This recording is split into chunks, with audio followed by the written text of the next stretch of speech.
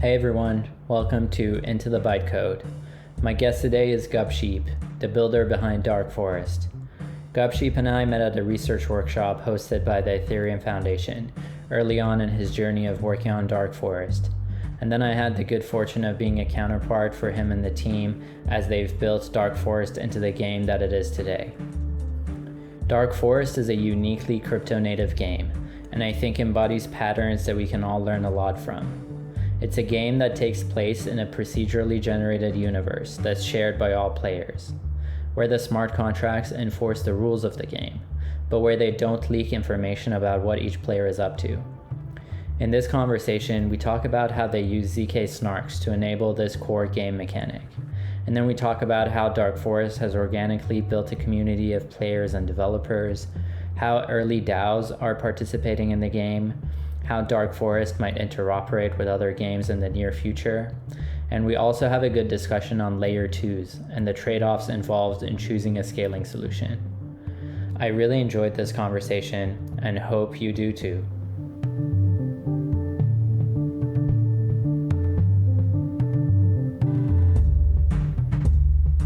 The first thing that I was curious to talk about was interoperability. Mm-hmm.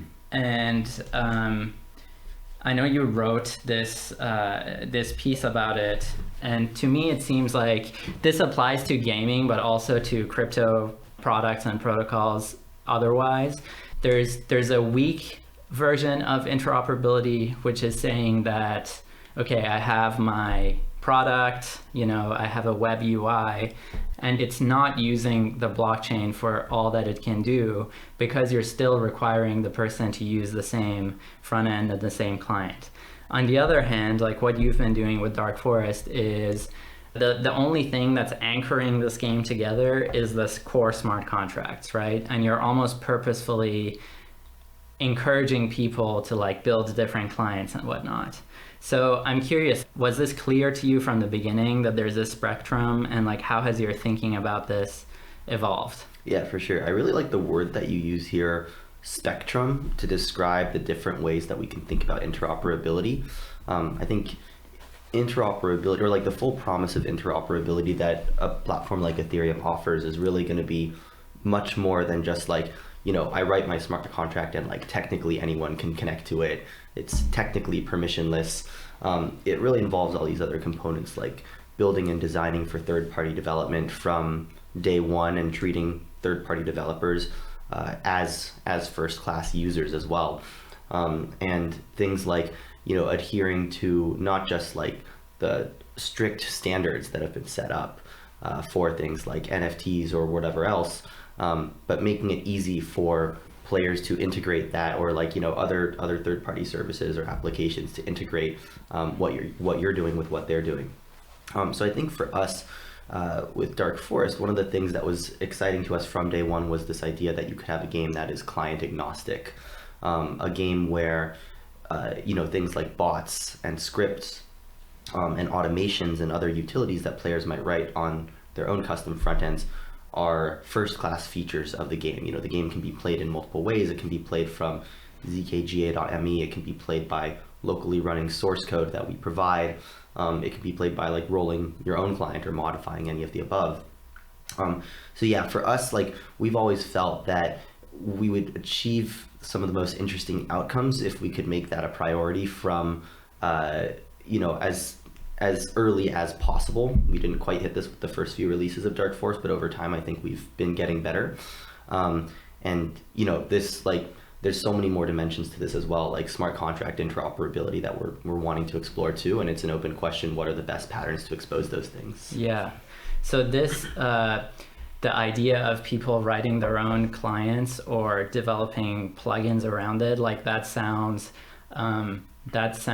easy when you're saying it verbally, but just to like actually tease apart what's happening here, people are literally running local XDAI nodes, which is the sidechain you're running on, and then they're running a local version of the web client hosted on localhost, and then they're writing scripts right there to communicate with them. So there's again a spectrum of things that players do depending on the level of complexity and customization that they're looking for. So in the first versions of the game back in 2020, one of the first patterns that we saw was that people were opening the Chrome Dev Console, and we expose on the global window object an interface into you can programmatically, for example, trigger Dark Forest moves and upgrades and other transactions. So we saw people starting to write things like automations or scripts that would do things like, send 100 energy from this planet to that planet on an interval of 3,600 seconds or something like that. Like they would just have a timeout loop with like copy pasted into the Chrome console. Yeah, exactly. And so, when we saw that happening, one of the first things that we did was we wanted to, I think a lot of players just don't even realize that this kind of thing is possible. Sort of the conceptual language isn't even there yet to realize that this is a game that's encouraging me to script and automate. So we also just included this cutesy little terminal at the side of the game UI as well. That was basically just a worse Chrome Dev Console. But just plugged in some instructions there to be you can type in df.move into this terminal, and then it'll spit things out. It'll trigger a move, and whenever you make a game move in the UI, it'll also print that to the little game terminal. To encourage players to do that. Interesting. So people were doing this on the Chrome DevTools, but then you saw that happen. It's like this pattern of seeing your users misuse the product, or basically leaving enough degrees of freedom so people can do weird things that you didn't expect, and then taking them and codifying them into actual patterns. Yeah, I would say that with this particular pattern, actually, it was more like we would prefer actually that people use Chrome DevTools rather than the Dark Forest built-in terminal UI. Yeah. But what we saw was that players were using the Chrome DevTools, and the bleeding edge of players were using Chrome DevTools, and we were how do we make more people realize that this is a thing that you can do? And the answer to that is we'll build a really shitty a diegetic in UI terminal that you can use, and you start writing some automations, and then you realize oh, wait a second, I can just open the inspector and I'll get all these other nice things like autocomplete, and then some people start moving into actual writing JavaScript code in actual IDEs and pasting back and forth, and then we got a whole nother host of ideas from that as well. So actually I can speak a little bit about kind of the plugin system and how that's evolved too, because that was sort of the next iteration that we saw. Totally. Yeah, so to move forward chronologically a bit, we saw that people wanted the Chrome inspector workflow is really, really clunky. And for example, one thing that it doesn't lend itself very nicely to is writing shareable code. And one of the goals here has always been to build a developer community, get people excited not just about playing the game, but also writing code, sharing that with others, getting feedback on their own code and scripts and whatever else. So in December, we introduced a very simple plugin system where essentially we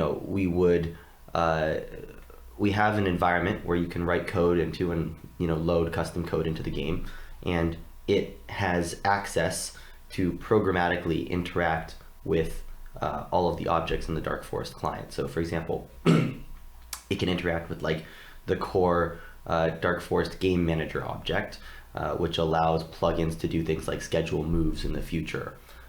So there's if I remember, there's two objects, one DF object and one UI object. Right. And those are the ones that we build out with the intention of them being accessed by developers, but a lot of developers go even deeper and kind of pull apart or reconfigure the internals of the DF or UI objects if they want more advanced functionality, which is really interesting to see as well.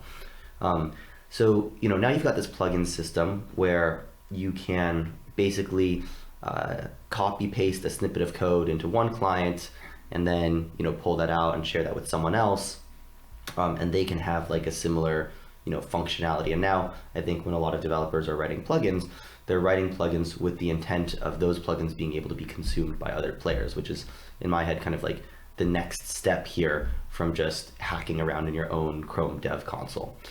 So you have these nice repeatably usable utilities such as the remote miner, which allows you to connect to a web server that does hashes the fog of war faster than your own CPU.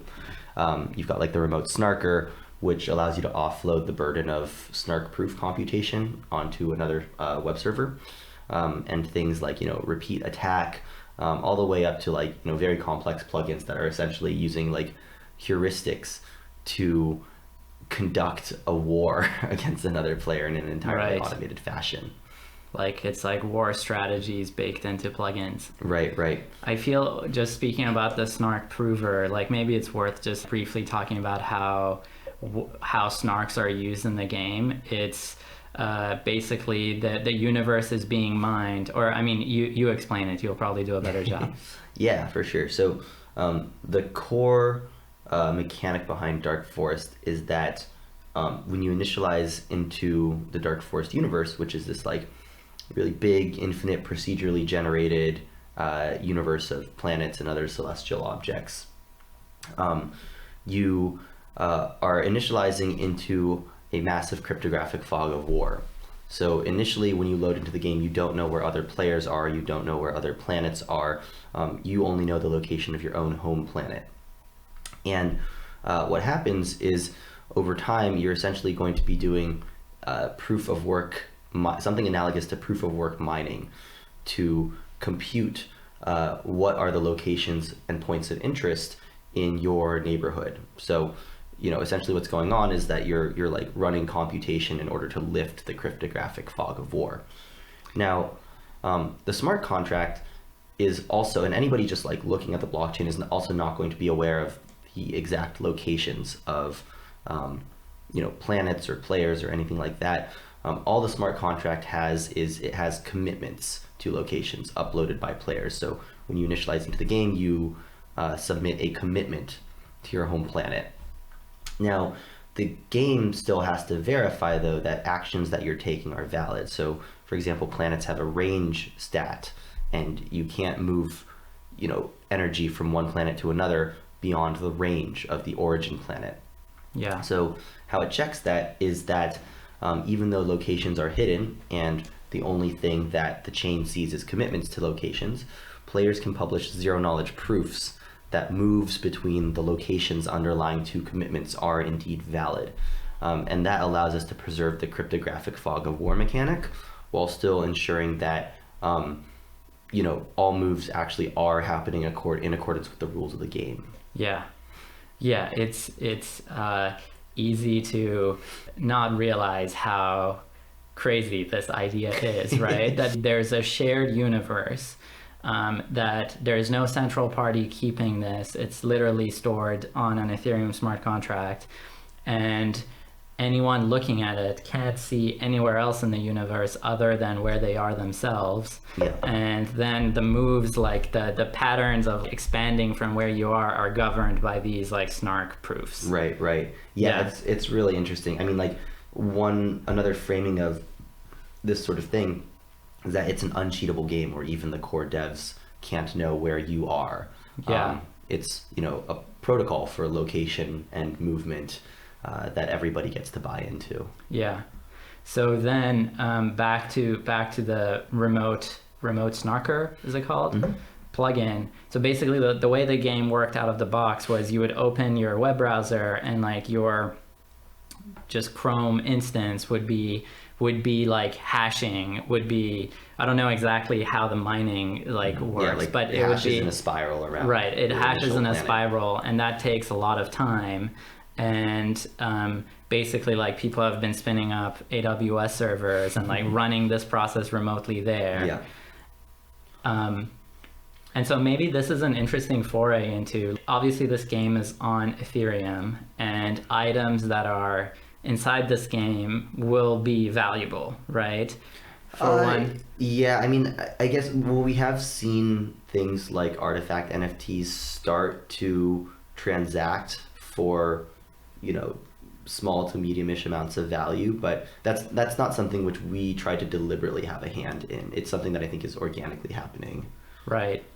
And so, okay, given that like a remote snarker plugin exists already, will the same kind of like GPU mining, like ASIC mining wars that happen on blockchains happen here in the game.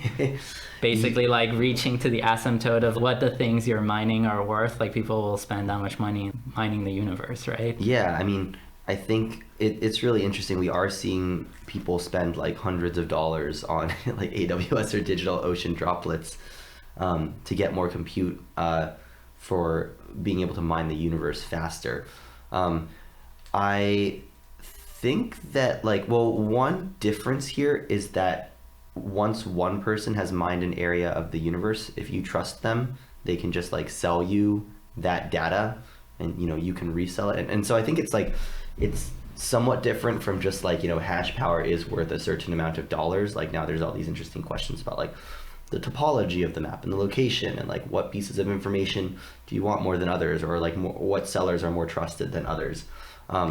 But yeah, I think that like there's this natural feedback loop that we're starting to see happen between, because this is a crypto game built on an EVM compatible system, players are empowered to start assigning economic value to assets in the game, whether that's information or like literal NFTs.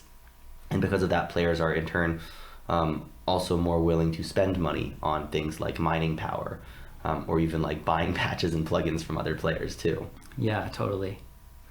There is a large space of interesting interactions to explore, and like almost any new plugin can change the dynamics. And the one that I'm particularly thinking about now is this one where you reveal a portion of the map or you sell a portion of the map. What is the idea there? Yeah, so there's a couple of plugins actually in this under this sort of thematic umbrella. So one is like very early on, I know that some folks built a map import export tool that allows you to snip just, you know, a certain rectangle out of your map and send it to someone else. Just like a screenshot. Yeah, basically. And another really exciting plugin that we saw from a recent round was the broadcast marketplace, which basically allows players to put bounties on certain planets' coordinates to be revealed. So you might say like, oh, I know that, you know, I'm in a war with Cena, and I see that Cena has some, you know, Cena's got like some big level 9 planet, and I don't know where it is, but I know that it's sort of, you know, funneling energy into the front of our like battlefield here. So I'll put a bounty on that planet to be revealed. And yeah, so we're seeing information basically as like a first class resource in this game that's also getting transacted, and that's something that's, you know, made possible by the ZK stuff. But you know, and this is why I think the ZK stuff is really powerful for games, because once you have an incomplete information game, then information itself becomes a first class resource. And combined with the economic mechanics of crypto, you can get all sorts of dimensionality that you wouldn't otherwise. Interesting. It also makes me think of like with the reveal marketplace, there could be an incentive to just go explore the universe, right? Exactly, like, yeah. And so there will be players who are not even maximizing their this is a pretty interesting idea, that they're not even maximizing the score that the game is telling them to maximize. They're just looking at this reveal requests and seeing that, oh, like I could go in this corner of the universe and just map it out, and that'll be valuable. Right. Yeah, there's definitely different ways to play, and I think that like, you know, some players become specialists in like in Discord. Some players are like selling map data, and they're basically, you know, getting their like mining rig set up so that way they can sell off chunks of map for like 5x each or something. Other players are like, you know, artifact hunters. They're just sort of, rather than trying to build a big empire, they're just like jumping around the universe and like finding and harvesting like artifact NFTs. Some players are really into the coding aspect of the game, so they're building plugins and sharing those, and encouraging others and educating others on how to get involved as well. And then, you know, of course, there's always going to be like hardcore competitive players as well who are wanting to engage in PvP, going for maximal score, writing scripts specifically to help them achieve those goals. Yeah. One thing I remember you saying is that you're trying to build a game that's fun to play, right? That it's good for the sake, like it's enjoyable to play, and especially the kind of economic mechanisms that emerge out of it, are secondary for the time being. Yep. And now we're talking about the different like archetypes of players that are emerging, and it feels like there's just a whole emergent like property to the way this game is growing. And I'm curious, in terms of like your focus, what do you see as the key pieces to focus on? Like, what are the most high leverage things that you're focusing on so that this thing can continue like organically growing? Yeah, I think, well, first to respond to one thing that you mentioned about economic mechanics, even though we are seeing like these flywheels happening where stuff in the game is starting to become valuable to some players, and that, you know, incentivizes players to like spend money on like AWS mining or things like that. The latter part of that loop is something that we were seeing even before anything in this game was worth anything. You know, players were just, of their own volition, they wanted to have knowledge of more of the universe. So they, you know, spend money mining out like some large quadrant or some like very large region. And that to us was a great sign, because that meant that this game isn't just something that people are playing due to an extrinsic motivation, which is like, you know, you've got some like financial mechanic or something, but rather there's something like intrinsic to this universe that's compelling to people. And so as much as possible, we want to lean into things that enhance or add complexity to the intrinsic motivators that make people want to play the game. So, you know, specifically things that we're like not focusing on are going to be things like, you know, like promoting or trying to hype up the value of Dark Forest NFTs. You know, if players want to build a marketplace or transact NFTs, they're more than welcome to. But we think that at the end of the day, like, price of a prize is something of an extrinsic motivator, so that's less of a focus. On the other hand, things like building out tools for third-party developers allows us to tap into a deeper intrinsic motivator that gets a lot of players excited about the game. So, you know, a lot of people who play the game enjoy writing plugins or trying to modify the client. So making it easier for them to do so allows us to build that community out. And, you know, there's always stuff around like making the game itself easier and more fun to play and more accessible too. So things like adding new mechanics that can have multiplicative combinations with other mechanics in the game is always something that we try to do every version that we come out with. Just broadly improving like quality of life improvements on the game in general, with performance and graphics and things like that. So all the things that, like, you know, and this stuff doesn't sound like groundbreaking or anything, because it isn't. It's just like what is involved in building a good game. But at the end of the day, I do think that we have to build a good game rather than like a profitable financial application for this kind of thing to be long-term viable. Yeah. When you say game mechanics that together unlock new areas, what is an example of that?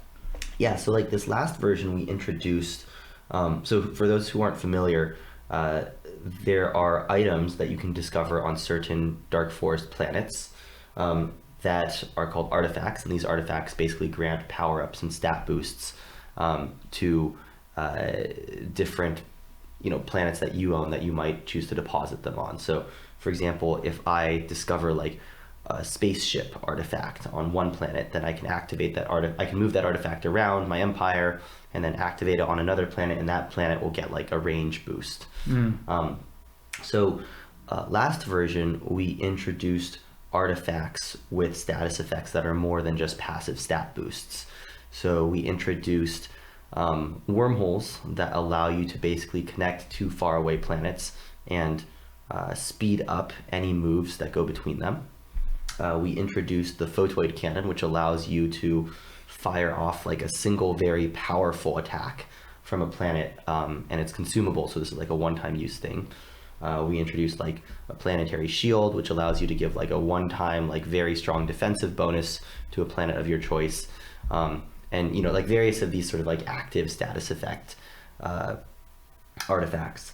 And what we saw is that like players were using these status effect artifacts, these active artifacts, in combination with each other in interesting ways, to basically do things like, you know, pull off a heist where like you would fire off a move with a photoid cannon from planet A to planet B, and that move would be carrying a wormhole, and then you would use that wormhole and connect it back to your original planet, and then you would send like a black domain along the wormhole, and then you would like destroy that planet, and then like transfer its assets to like yourself or something. So there's this whole like combo system that was sort of evolving towards the end of the last couple of rounds, where people were figuring out how to use these artifacts in combination with the other natural mechanics of the game to basically come up with strategies that like us, the developers, hadn't envisioned, because we simply couldn't. Like the total number of combinations for how you can put these things together is too much for us to be able to predict in advance how people are going to use them. Yeah. Well, it sounds like a big part of how this game is evolving is the community around it, right? Definitely. Both on the side of like users doing, these weird combos, to like developers building plugins, and like to your point of finding, intrinsic motivators for people. What do you think is drawing people to this game? Why do developers go and spend like a week not doing anything else but but like play a Dark Forest round? What's happening there? Yeah, so for one thing, I think that we've got a very active developer community of just like a lot of really like friendly and also strong developers. So I know that like Blaine and Jacob, who are two of our most prolific third-party developers, have done an amazing job of educating new devs and giving feedback on different people's plugins and stuff like that.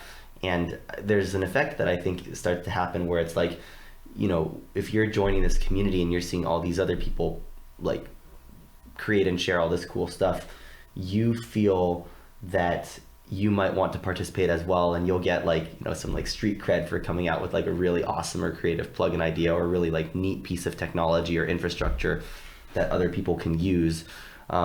So I think like the feeling of community is very important for a lot of people. There's a little bit perhaps like of a competitive aspect to like who can create the coolest stuff as well. I think like another thing that's really powerful is that Dark Forest lives under this larger umbrella of the Ethereum/crypto movement. And especially because, it is in a lot of ways the first game to use a lot of new technologies that are becoming available to application developers. There's this feeling of you get to be on the forefront, and you get to also bounce around ideas with other people who are also at the forefront and also part of the same movement as yourself. Like the thing that's really inspiring to me is just jumping in our Discord and chatting with a bunch of other players, a lot of them who are also just even familiar names on crypto Twitter or something like that. And it's basically just like another like channel for interacting with this broader crypto community or broader like ZK development community. Yeah. It makes me think of this saying that building hard things is sometimes easier than building easy things. Yeah. Because you get everyone excited, and it's just inspiring to be at the frontier and doing things that haven't been done before. Yeah, for sure. I think that like it's much easier to get people excited about something that's like not just another like Web 2 web app or something like that. Like we've all seen a million of those at this point.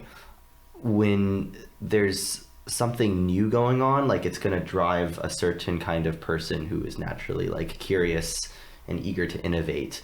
And when you get a bunch of those people together, then I think that like really interesting things start to happen. Yeah.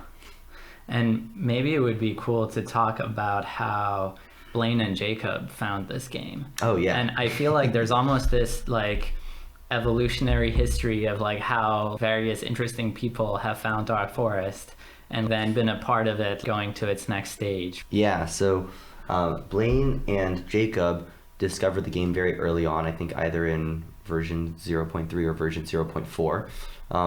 Both of them actually won v0.4, and the way they did that was they were two of the first players to realize that the game is highly programmable and that you can write powerful scripts and automations and client modifications and stuff to achieve your ends. So yeah, they took first and second in version v0.4, and afterwards we were really curious how they had won, because we had seen that like, you know, v0.4 was the first version where I think like actual programming was like heavily used to give players an advantage. So we got in touch with them and we asked them to sort of break down their strategies and how they'd gone about, you know, like growing their empire and like winning the game. And we found that they'd just been doing like all this crazy stuff, like hacking into our code that we like, it was just like mind blowing to us. So how did they even find out about Dark Forest? I think that someone must have tweeted out about it back in like late 2020. I know like Vitalik shared the game at some point on Twitter, in early fall, I think. So a number of players found out through that. And then we also had this like hacky little system going where like in order to verify your Twitter, you would have to like send out a tweet with a signature. That's a good move. Yeah, definitely. That helped get a lot of people interested in like, like why are all of these like, you know, crypto Twitter accounts tweeting out like these like byte strings that are tagged with like hashtag Dark Forest. Maximally mysterious tweets. Right. And now I think that this is a pattern that we're seeing more and more. I know that like, you know, to verify with like Mirror, for example, you also have to do this. I think actually like, you know, one of the first examples of where I saw this was like Keybase.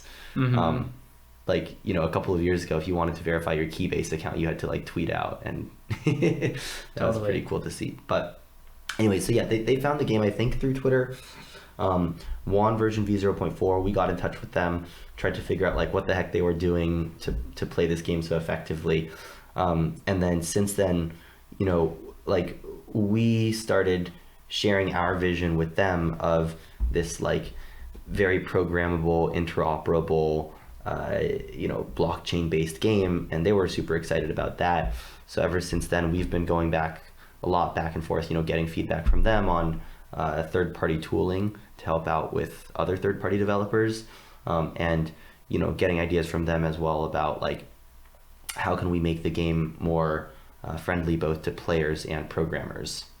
Yeah, and we're recording this after a mini con that we hosted in Seattle, and it was the first time I was meeting Blaine and Jacob, and was just blown away by how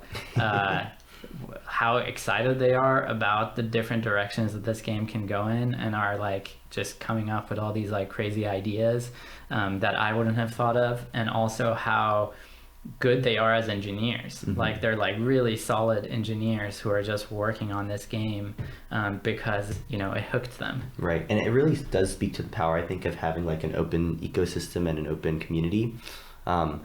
Like, you know, a lot of the stuff that they're building out is stuff that like our quote unquote like core team definitely doesn't have either like the experience or the perspective or the knowledge to have considered.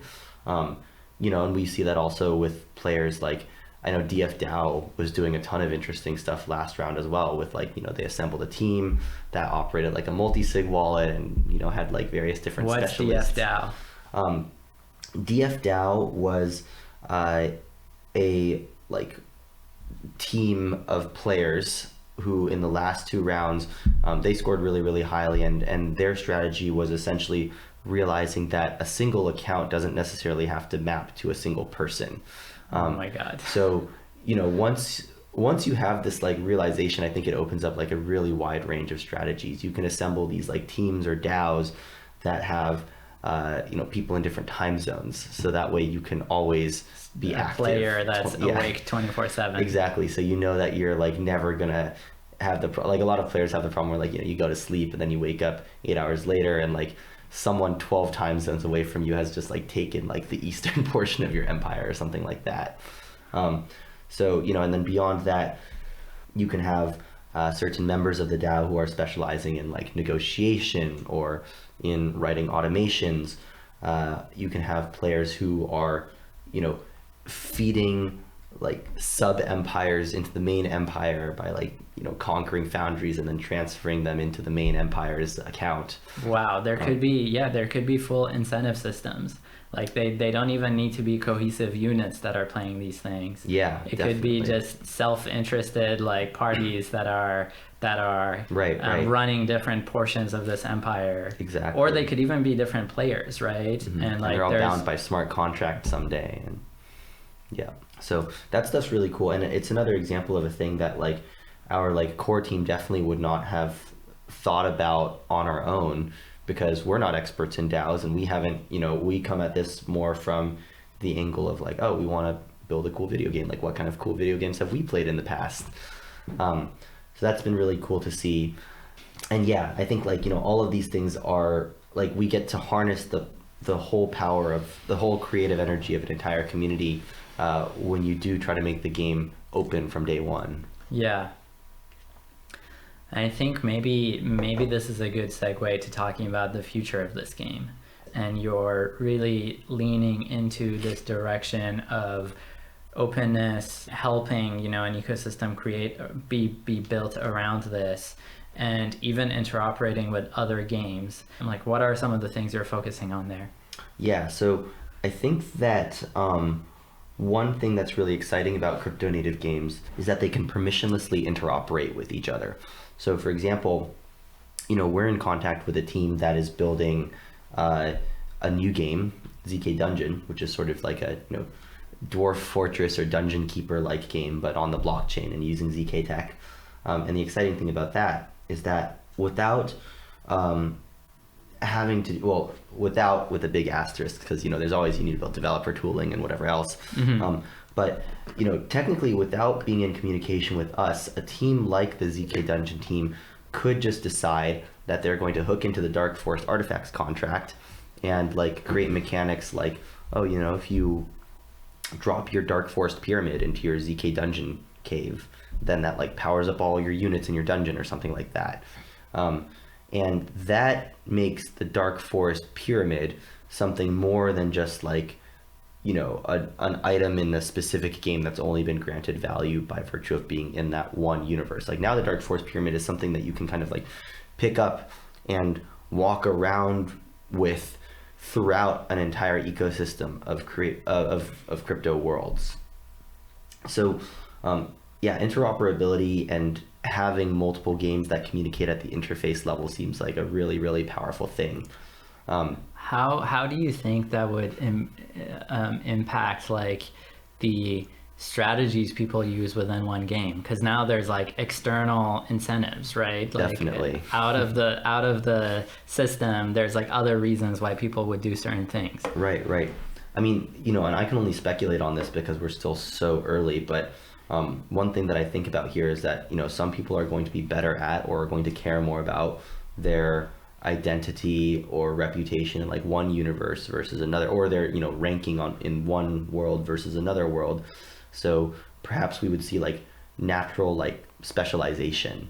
Some people would be like, oh yeah, I'm the person who like farms like Dark Forest pyramids or something like that because I'm like really good at Dark Forest. And then there's someone else who like needs the status effect of a Dark Forest pyramid in a game like ZK Dungeon, and then there's a natural sort of like positive sum relationship that can form between those two games. It's trade through like allowing people to lean into their competitive advantages and specialize, and like trade between different crafts that they developed. And specialization and competitive advantage is exactly what makes like economies interesting, or like market-based economies interesting. So hopefully, you might be able to see some emergent dynamics like that evolve.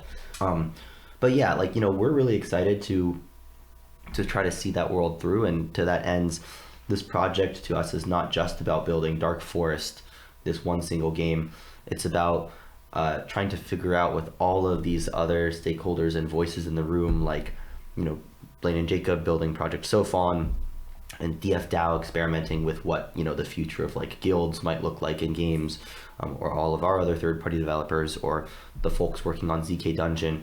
How do we create an open ecosystem where these things can all be connected together? So instead of just trying to like, make our game like really good and like shut out the competition or something, I think it becomes more like how do we how do we foster a community? Yeah, that's super exciting. It's the definition of like positive sum thinking, that we're growing this together rather than we're competing on this like narrow thing that exists today. Definitely.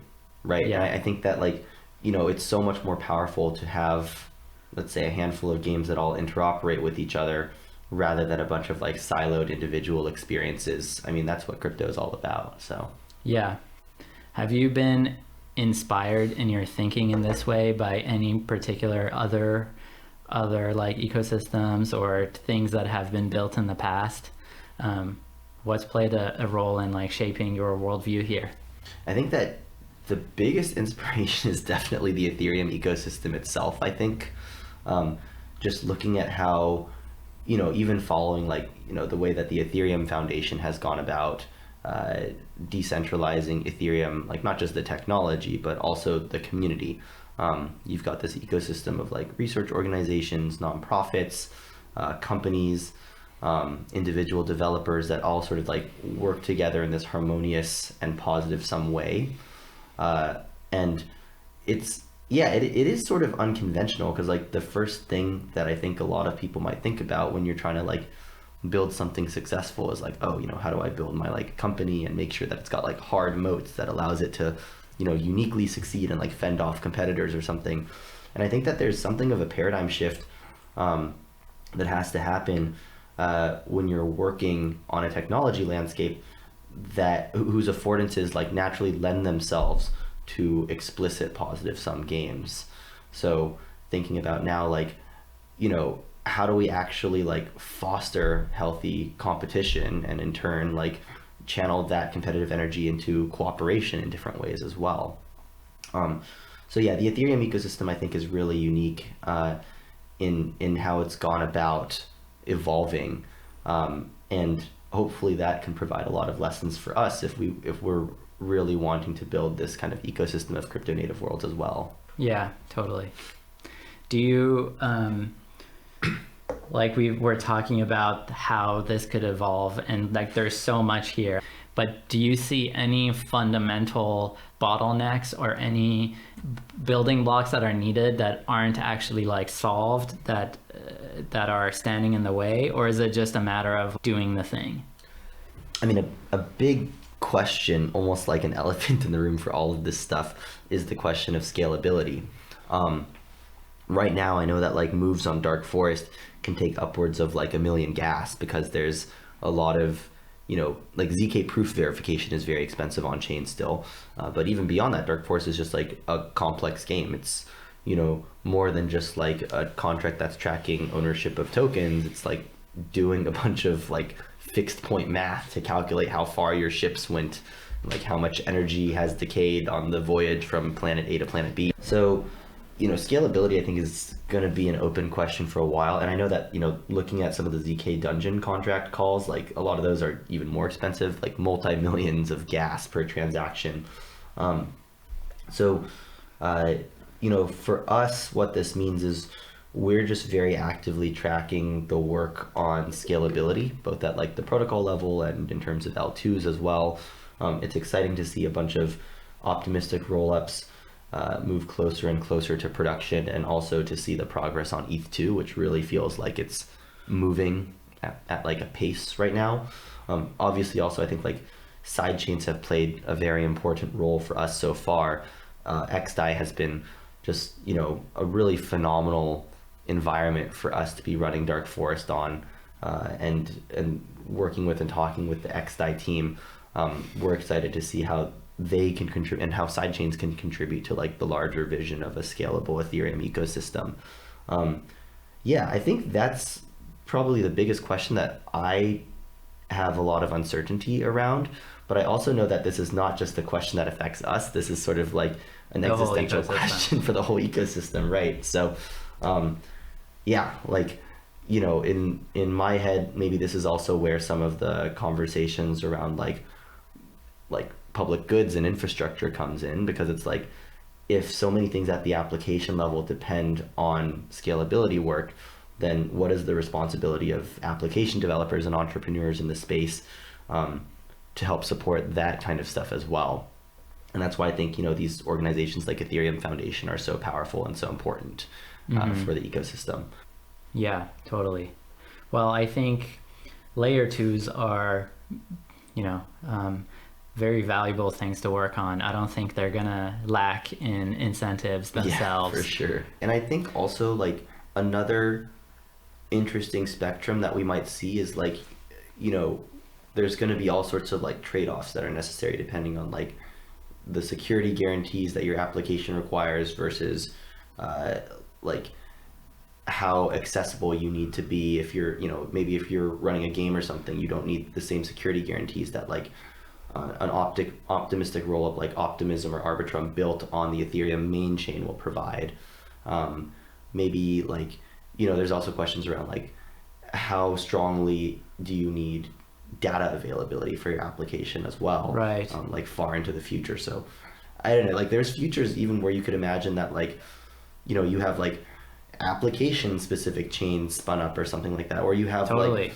Like you have execution environments where you have things like interoperability and like cryptographic mechanisms that ensure that like validators of the system cannot forge transactions, but you lose censorship resistance and data availability, and you just commit like hashes back to a main chain, and you make the data available on like IPFS or some hosted service. Totally. And then like a Validium model. Right. And then provide like Merkle proofs if you need to prove that you can like withdraw some NFT from this like game that you played. No idea right now what the far future. Well, I know that like that is application specific rollups, or a world of many rollups is explicitly a part of Arbitrum's vision, right? Mm-hmm. They're not seeing it as there's going to be one canonical rollup, and even Reddit is building their own application specific rollup. And I mean in terms of like needs driving innovation, games are really at the forefront of things like where you're just making a ton of moves, like there's the game logic is quite complicated, this and other like let's say like Reddit launching where they have lots of users. These are going to put the pressure on the infrastructure to like improve to meet their needs. I hope so. I think that like if we live in a world where there aren't applications that are pushing the bounds on demand, then perhaps there aren't those natural grounded feedback loops that are telling protocol level designers what they need to be optimizing around.